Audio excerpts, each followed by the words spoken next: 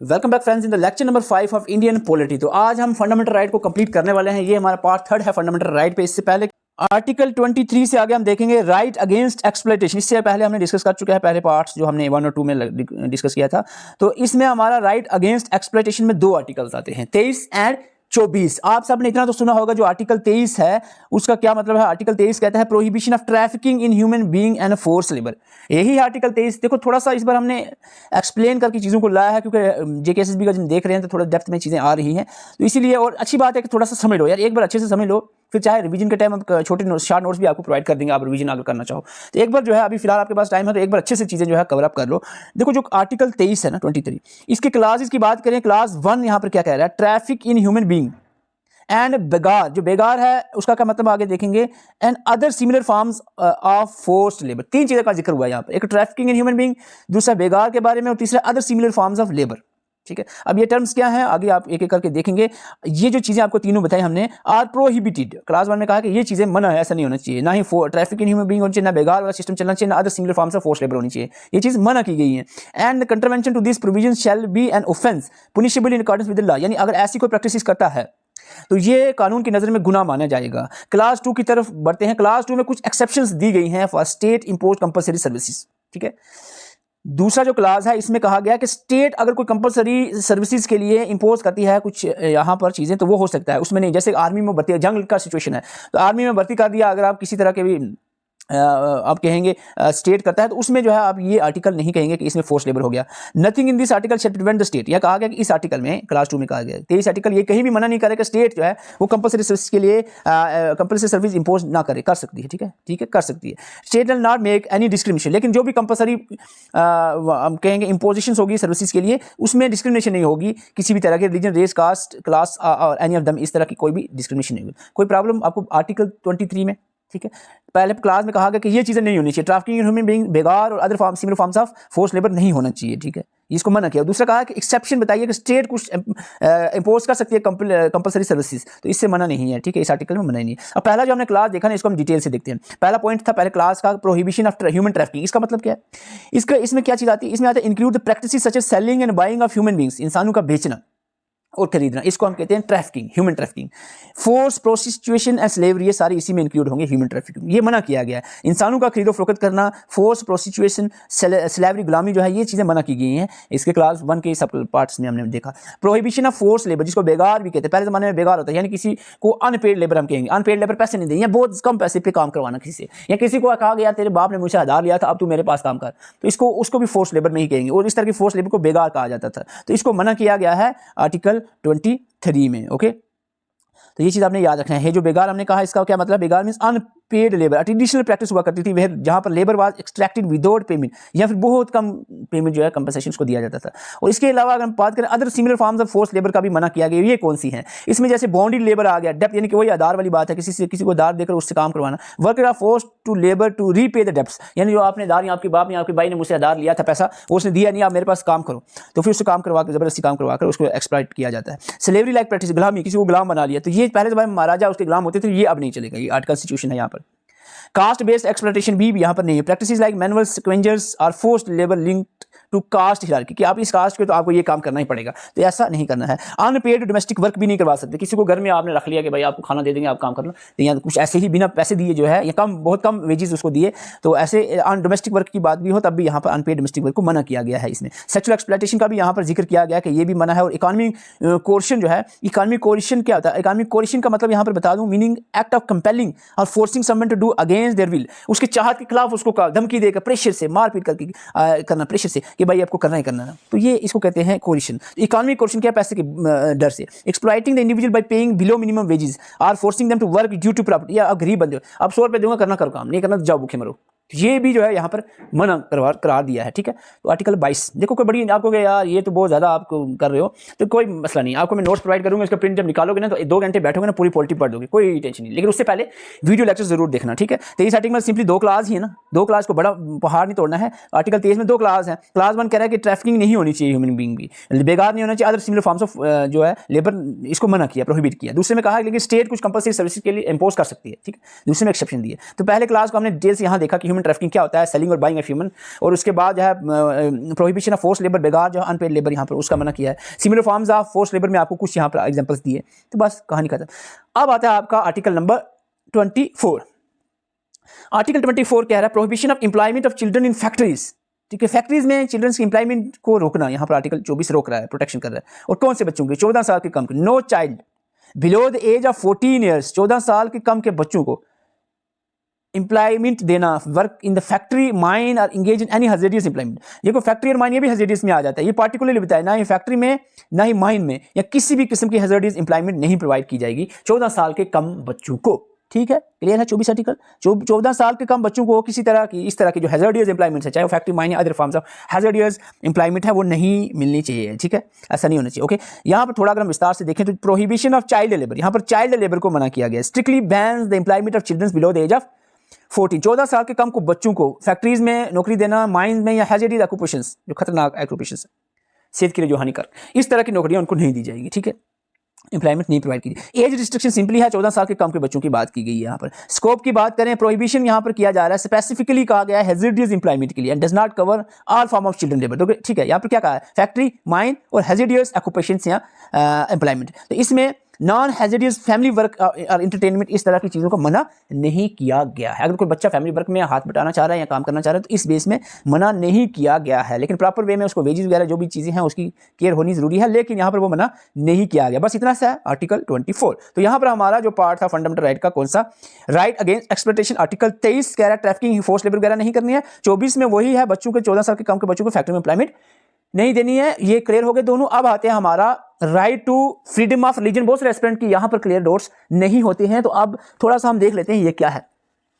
आपको बता दें आर्टिकल 25 क्या कह रहा है। 25 कह रहा है freedom of conscience and free profession, practice and propagation of religion. ठीक है, तो यहाँ पर इसका अगर मीनिंग आपको नहीं समझ आ रहा तो मैं एक एक करके बताता हूं आपको। रिलीजियस क्या क्या चीज़ें रिलीजन में आज़ादी मिलती है आर्टिकल 25 के तहत। फ्रीडम ऑफ कंसाइंस क्या है? Every individual has the freedom to choose, hold and profess a religion of their choice. हर एक बंदे को चॉइस है कि वो अपनी मनपसंद का जो उसको सही लगता है वो रिलीजन चुने। फोर्सफुली किसी को रिलीजन के लिए नहीं कहा जाता कि आप भाई ये रिलीजन को कबूल कर लो। ठीक है, तो ये सीधा सीधा आपका आर्टिकल यहाँ पर आता है आर्टिकल 25 के अंदर। ठीक है, इसके बाद 25 में कहा गया freedom to practice and propagate. आप फ्रीडम आज़ादी दी गई, आप जैसे कोई भी आप पूजा करनी है, नमाज पढ़नी है या कोई भी आप प्रैक्टिस कर सकते हो अपने रिलीजन की, तो इसमें बिल्कुल भी आपको मना नहीं कहा गया। और प्रोपोगेट भी कर सकते हो, जैसे आप टेलीविजन पे देखते हो प्रमोशंस के लिए कोई अगर रिलीजियस पर्सन जो है, पर्सनालिटीज़ जो है वो बयान कर रहे हैं, स्पीच कर रहे हैं कि आप ये है हमारे धर्म में ये है, ऐसा अच्छी अच्छी बातें समझा रहे हैं, तो उसमें कोई भी मनाही नहीं है। ठीक है, तो प्रैक्टिस करना है, प्रोपोगेट करना, अपने रिलीजन को बढ़ावा देना, तो वो तबलीग करना, ये मना नहीं किया गया है कहीं भी। ठीक है, 25 आर्टिकल में ये आज़ादियाँ हैं। और यहाँ पर तीसरी आज़ादी है सब्जेक्ट टू लिमिट। अच्छा, यहाँ पर लिमिटेशन है। दो चीज़ें आपको क्लियर कर दी मैंने। प्रैक्टिस प्रोपोगेट कर सकते हैं, कंसाइज से अपनी पसंद, अपनी हम कह सकते हैं समझ से, अपनी सूझ से चूज कर सकते हैं अपने रिलीजन को। क्लियर। और लिमिटेशन क्या है? Subject to limitation. State can impose restrictions in interest of public order, morality and health. देखो अब आप मोरालिटी, हेल्थ और पब्लिक ऑर्डर की बात करें, जैसे आप रिलीजियस कोई भी फंक्शन की बात करें, जिस ऐसा कोई रिलीजन प्रैक्टिस कर रहे हो आप जिससे लोगों को फर्क पड़ रहा है, लोगों की हेल्थ को इफेक्ट हो रहा है या उनकी मोरालिटी को इफेक्ट हो रहा है या पब्लिक ऑर्डर में खलल आ रहा है, तो इस किस्म में कुछ रिस्ट्रिक्शन जो है वो स्टेट लगा सकती है। ये चीज़ क्लियर कर दिया है पहले ही यहाँ पर। The right does not permit any activity that disturb the public piece या वायलेट करे किसी लॉ को। इस तरह की जो है एक्टिविटी स्टेट जो है वो ये राइट बिल्कुल नहीं इजाज़त देता। क्लियर है? तो यह बेशक दो चीज़ें ऊपर आपने सुनी आज़ादियाँ रिलीजियस, लेकिन यहाँ पर सब्जेक्ट टू लिमिटेशन भी रहेंगी ये आज़ादियाँ। और चौथा हमने कहा states rule. The state is empowered to regulate, restrict any secular activities associated with the religious practice if necessary for public welfare। तो religious activity जो भी है, इसके रिलेटेड जो भी चीज़ें हैं, वहाँ इसके रिलेटेड एसोसिएशन में जो चीज़ें आती हैं उनको कहीं ना कहीं रेगुलेट कर सकती है स्टेट। तो ये चीज़ों का भी ख्याल रखना है। सोशल रिफॉर्म की बात करें, article 25 allow the state to make laws for social reform and reform such as banning the practices like untouchability और सती। बेशक आज़ादी है रिलीजन को, लेकिन अनटचेबिलिटी और सती जैसी प्रैक्टिसेस को रोका गया है। ये नहीं है कि आप सती प्रैक्टिस करें जो पहले होती थी, लेकिन अब नहीं है, कानून में, कॉन्स्टिट्यूशन में ये सती को मना है बिल्कुल। तो अनटचेबिलिटी भी बिल्कुल मना है। लेकिन अगर रिलीजियस बेस पे कहे कि नहीं जी रिलीजियस में अनटचेबिलिटी है, ये बंदा हमारे मस्जिद या मंदिर में नहीं आ सकता या सती प्रैक्टिस की जाएगी हमारे रिलीजन में है, तो ऐसा बिल्कुल नहीं है। ये यहाँ कहा गया कि इसमें ऐसा नहीं कर सकते। ठीक है, 25 आर्टिकल हो गया क्लियर। क्या आज़ादियाँ मिल रही हैं यहाँ पर आपने देख लिया। 26 के बारे में बात करें, freedom to manage the religious affairs, यहाँ पर आज़ादी दी जा रही है कि रिलीजियस अफेयर्स को मैनेज कर सकते हैं। Right to establish and maintain the institutions, class A में कहा गया है religious denominations have the right to set up and manage the institutions that serve the religion and charitable purposes. जैसे examples temples, मस्जिद, mosque, churches, gurdwara, charitable trust and schools run by religious groups. तो यहाँ पर आज़ादी दी जा रही है, right है कि एस्टैब्लिश कर सकते हैं और मेंटेन कर सकते हैं इस तरह के इंस्टीट्यूशंस को, जैसे कि मंदिर बनाना, मस्जिद बनाना, चर्चिज बनाना और उसको जो है मेंटेन रखना, इस तरह की आज़ादी दी गई है, ठीक है। और दूसरा है right to manage religious affair. इसके पहले क्लास में कहा गया है कि रिलीजियस अफेयर को मनाने के लिए पहले रिलीजियस प्लेसेस होनी चाहिए, एस्टैब्लिश कर सकते हैं, ये जो आपको बताया।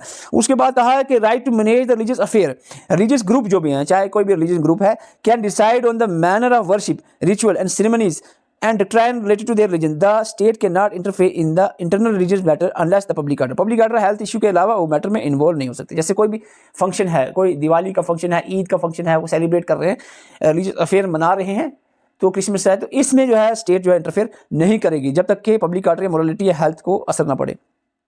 Right to own and acquire the property, यहाँ पर प्रॉपर्टी जो है ओन करना, एक्वायर करना रिलीजियस प्लेसेस की बात है। राइट टू प्रॉपर्टी हालांकि डिलीट कर दिया था फंडामेंटल राइट से, लेकिन यहाँ पर एक क्लास का सब क्लास डाल दिया ताकि जो है ये रहे कि प्रॉपर्टी जो religious group have the right to own and acquire the property, movable हो, मनी, एयरक्राफ्ट वगैरह जो भी हम बसेस या कार वगैरह अपने रिलीजियस के लिए, वर्क के लिए, इमूवेबल प्रॉपर्टीज में लैंड, बिल्डिंग्स वगैरह ये एक्वायर कर सकते हैं जो रिलीजन के पास ये राइट है, ठीक है। तो ये चीज़ यहाँ पर बताई है, ठीक है, क्योंकि राइट टू प्रॉपर्टी जो फंडामेंटल राइट नहीं रहा है, तो इसीलिए एक सब क्लास ऐड किया गया था उसी 44 अमेंडमेंट एक्ट के तहत, जिसने राइट टू प्रॉपर्टी को डिलीट किया था। They may receive the property through the donation, wills and acquisitions for the religious and charitable purposes. देखिए तो चीज़ क्लियर है ना, आगे लॉ में नहीं है जो कोई किसी को जैसे मैं अगर आप कहूँगा मेरे मस्जिद बनाने के लिए मेरी तरफ से 10 मरला जगह दान है तो मैं देता हूँ, तो ये जो है कर सकते हैं, ये यहाँ पर मेंशन किया गया है, ठीक है।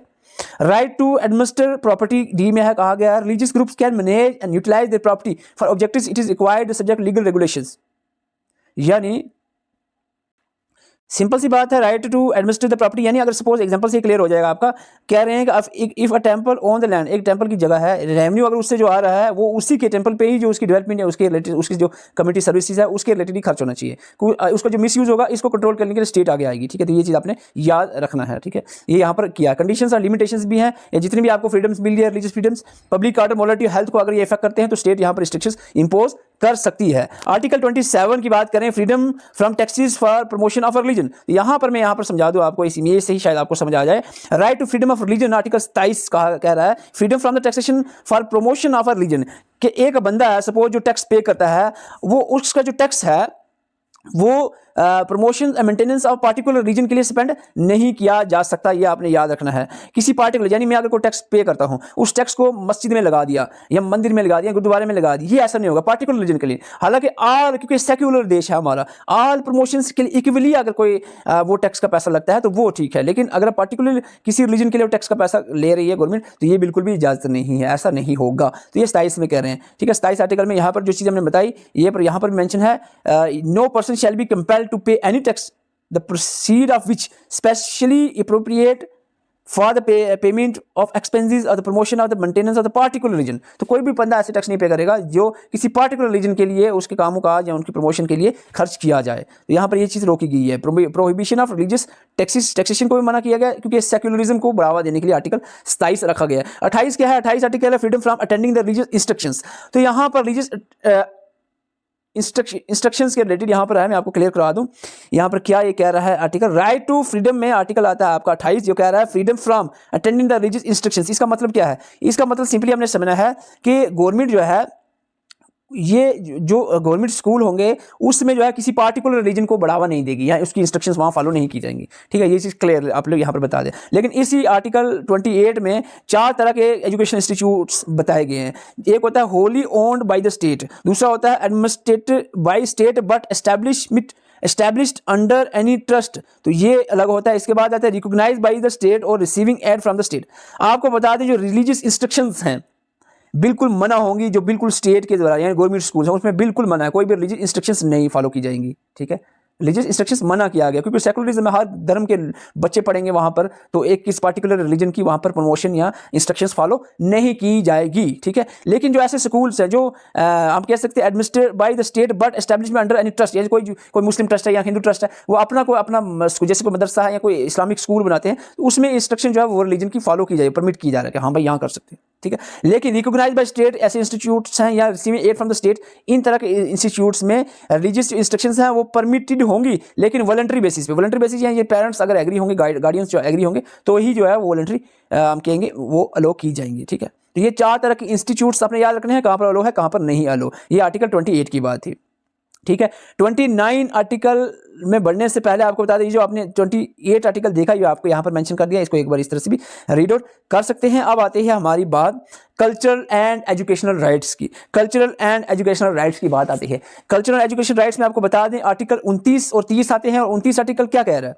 Protection of interest of minorities. हालांकि आर्टिकल में मेंशन है माइनॉरिटीज, लेकिन अगर आप क्लास 1 में जाते हो any section of the citizen लिखा गया है, तो आपको बता दें माइनॉरिटी और मेजॉरिटी दोनों को एक आर्टिकल लगता है। 29 आर्टिकल दोनों के लिए है। ये गलती से है कि protection of interest of minorities लिखा गया, लेकिन ये ओवरऑल है, ठीक है, सबके लिए है। कि सबके लिए क्या है, मतलब एनी सेक्शन ऑफ सिटीजन, किसी भी तरह का कोई भी ग्रुप है सिटीजन का, residing in the India any part thereof having the distinct language, अगर उनकी डिस्टिंक्ट लैंग्वेज है या कोई डिस्टिंक्ट स्क्रिप्ट है या कल्चर है, of its own shall have the right to conserve the same. वो अपने जो डिस्टिंक्ट कल्चर लिंग्विस्टिक जो ग्रुप है, चाहे वो कल्चरल बेस पे है या स्क्रिप्ट बेस पे है, तो वो उसकी हम कह सकते हैं उनके पास राइट है कि उसको कंजर्व कर सके। No citizen shall be denied admission into the education institution maintained by the state receiving aid from the state funds on the ground of. देखो यहाँ पर एडमिशन के लिए कोई भी सिटीजन को किसी एजुकेशन इंस्टीट्यूट, किसी मतलब कौन से, किसी जो स्टेट मेंटेन कर रहा हो या स्टेट से उसको फंड्स रिसीव हो रहे हैं, इस तरह के इंस्टीट्यूट्स में एडमिशन जो है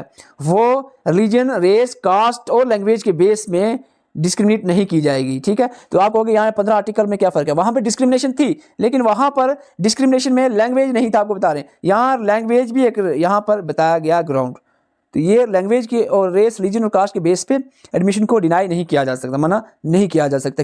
कौन से एजुकेशन इंस्टीट्यूट्स में? जो गवर्नमेंट यानी स्टेट के एडमिनिस्ट्रेटर हो, यानी मेंटेन किया गया स्टेट के द्वारा, यानी गवर्नमेंट स्कूल, सिंपल सी बात कहूँ तो receiving aid from the state fund, state fund से जिसको एड्स मिल रहे हैं, पैसे मिल रहे हैं। और आर्टिकल 30 ये स्पेशली माइनॉरिटीज के लिए है। Right of minorities to establish and administer the education institutes. पहले आपको कहा गया है कि all the minorities whether based on religion के बेस पे या लैंग्वेज के बेस पे, दो ही बेस पे यहाँ पर हम कह सकते हैं माइनॉरिटी, जो रिलीजियस माइनॉरिटीज है या लिंग्विस्टिक बेस पे जो माइनॉरिटीज हैं, इनको राइट दिया गया है, shall have the right to establish and administer the education institutes of their choice. तो वो एस्टैब्लिश कर सकते हैं एजुकेशन इंस्टीट्यूट्स। उसके क्लास 1 में कहा गया in making any law providing the compulsory acquisition of any property an education institute established and administered by the minority refer to the in clause 1 the state shall ensure that the amount fixed by और determined under such law for acquisition of such property is such as would not restrict और abrogate the right of guarantee under the clause. ये मैंने पहले भी बता दिया है कि 44 अमेंडमेंट एक्ट के तहत ही ऐड किया गया था। राइट ऑफ प्रॉपर्टी जो रिलीजियस एडमिनिस्ट्रेशन को एस्टैब्लिश करेगा, सपोज किसी ने कोई रिलीजियस इंस्टीट्यूट बनाना है तो उसके लिए जगह के लिए भी तो राइट्स होने चाहिए। तो ये वो राइट टू प्रॉपर्टी जो है, ये वो राइट टू प्रॉपर्टी है, उसके लिए प्रॉपर्टी का राइट दे रहे हैं। Otherwise right to property delete कर दिया था फंडामेंटल राइट से। The state shall not in granting aid to, अच्छा ठीक है, क्लियर बात है कि state shall not in granting aid to education institutions discriminate against any education institution on ground of that it is under management of the minorities whether based on the religion. तो यहाँ पर state जो है वो जो है शैल not in granting add, वो grant add नहीं करेगा एजुकेशन इंस्टीट्यूट्स को। सीधी सिंपल सी बात है, अगर कोई अपना जो है रिलीजियस इंस्टीट्यूट एस्टैब्लिश करता है, उसमें स्टेट की जो ग्रांटिंग होगी, एड्स होंगे, पैसे होंगे, फंडिंग होगी, वो नहीं होगी। ये तो सिंपल सी बात है, तो समझने की बात है आपको। अच्छा, एक ये बात होगी क्लियर आपकी। अब हम बात करें, एक आपको बता दूँ राइट टू प्रॉपर्टी भी होता था, लेकिन अब नहीं है। आर्टिकल 31 था, ये 31 44 अमेंडमेंट एक्ट 1978 में इसको डिलीट कर दिया गया था, इसको कन्वर्ट किया था एक लीगल एक्ट की तरह, कॉन्स्टिट्यूशन राइट की तरह, जो कि आर्टिकल 300A में डाला गया है इसको। अब आते हैं most important part of the fundamental right, that is right to constitutional remedies. Right to constitutional remedies की बात करें, आर्टिकल 32 जो है राइट टू कॉन्स्टिट्यूशनल रेमेडीज पे है। आपको बता दें, इसको heart and soul of constitution कहा गया है डॉक्टर BR अम्बेडकर के द्वारा। In the Indian constitution writs are formal legal order हैं जो इशू किए जा सकते हैं सुप्रीम कोर्ट के द्वारा आर्टिकल 32 के तहत और हाई कोर्ट के द्वारा आर्टिकल 226 के तहत। अगर फंडामेंटल की कहीं भी वायलेशन होती है तो कोई भी पर्सन जो है वो सुप्रीम कोर्ट में जा सकता है आर्टिकल 32 के तहत, और जो है वो रिट लगा सकता है हाई कोर्ट में आर्टिकल 226 के तहत। जो चीज़ें आपने याद रखनी है to protect the fundamental right. ठीक है। 32 में आपको यहाँ 32 के साथ 226 भी याद रखना है। रिट्स 5 तरह की हैं। सिंपल सी बात है, रिट्स समझने के लिए आपको बता दें 5 तरह की रिट्स हैं। Habeas corpus, mandamus, prohibition, statutory and quo warranto. Pronunciation के लिए माफी।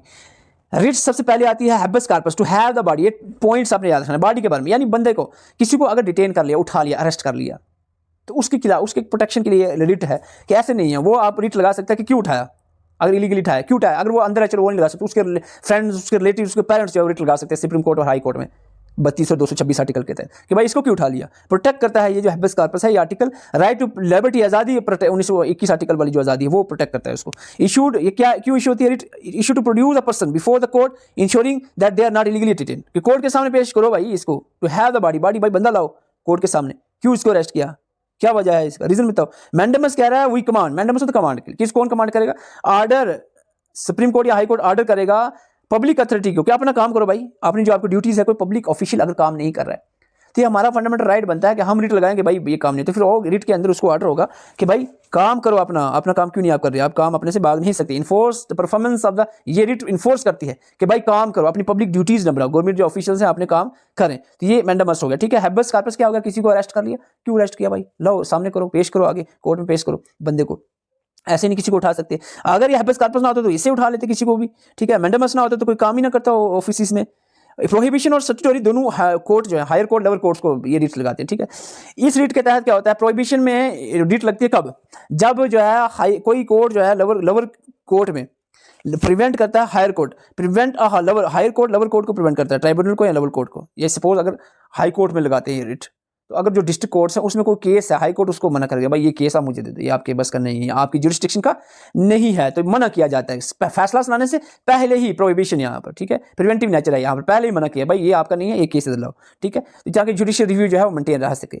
और इसी तरह जो है स्टैट्यूटोरी है, ये फैसला सुनने के बाद अगर ट्रांसफर कर दो केस, भाई आपने अगर कोई फैसला सुना ये गलत है, अगर बंदा कहे ये नहीं है, ये लोअर कोर्ट ने गलत फैसला सुनाया, वो हाई कोर्ट में जाएगा, तो हाई कोर्ट जो है वो ऑर्डर देगा, रिट लगाएगा स्टैट्यूटोरी के, बुलाओ ये केस समझ दो। तो ये होता है स्टैट्यूटोरी, फैसला सुनाने के बाद। प्रोहिबिशन होता है फैसला सुनाने के पहले ही। अगर आप केस कहें नहीं जी मेरा केस इस कोर्ट में नहीं लगना चाहिए, हाई कोर्ट में ही लगना चाहिए था, ये हाई कोर्ट नेचर का कोर्ट है, केस है, तो उस केस में प्रोहिबिशन लगेगी। हाई कोर्ट जो है लोअर कोर्ट को कहेगा या सुप्रीम कोर्ट लोअर कोर्ट्स को कहेगा कि ये भाई केस आपके जुरिस्डिक्शन से बाहर है, हमें दीजिए, ठीक है। तो ये दोनों क्लियर हो गया आपके। हाई कोर्ट लोअर कोर्ट को ही रिट लगेगा, ऑर्डर देगा हाई कोर्ट लोअर कोर्ट को। और क्यू रेंटो क्या होता है भाई? व्हाट अथॉरिटी, कौन सी अथॉरिटी पे आप होल्ड करके बैठे हो पब्लिक ऑफिस को?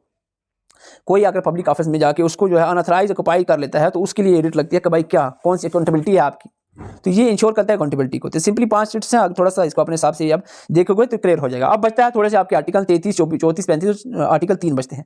आर्टिकल 33 कह रहा है of Indian constitution empower the parliament to restrict. 33 article में पार्लियामेंट को एक पावर दी जाती है कि वो रिस्ट्रिक्ट करे और मॉडिफाई कर सके फंडामेंटल राइट को certain criteria people, particularly members of the arm forces, paramilitary forces, police forces, intelligence agency and analogous services के लिए। कुछ ऐसी सर्विसेज हैं जैसे आर्म फोर्सेस, पैरामिलिट्री फोर्सेस वगैरह वगैरह, इस पे पार्लियामेंट को इजाजत है कि इस पे रिस्ट्रिक्शन लग सकती हैं, इस पे रिस्ट्रिक्शन लग सकती है फंडामेंटल राइट की। तो क्लियर हो गया मेरे ख्याल से। आर्टिकल 33 कह रहा है कि कुछ जो है ग्रुप यहाँ पर बताए गए, कुछ कैटेगरीज हैं, जैसे कि आपको बताया आर्म फोर्सेस, पैरामिलिट्री फोर्सेस हैं, पुलिस फोर्सेस हैं, इंटेलिजेंस एजेंसीज हैं, इन पे फंडामेंटल राइट पे, इनकी फंडामेंटल राइट्स पे रिस्ट्रिक्शन लगाई जाती है गवर्नमेंट की तरफ, तो ये पार्लियामेंट को इजाजत दी गई है, ठीक है। तो ये चीज़ आपने याद रखना है, ठीक है, ओके।